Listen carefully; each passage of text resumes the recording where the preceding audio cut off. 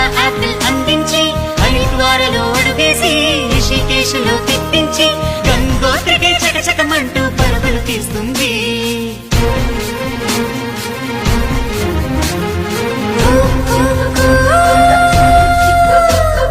Gangotri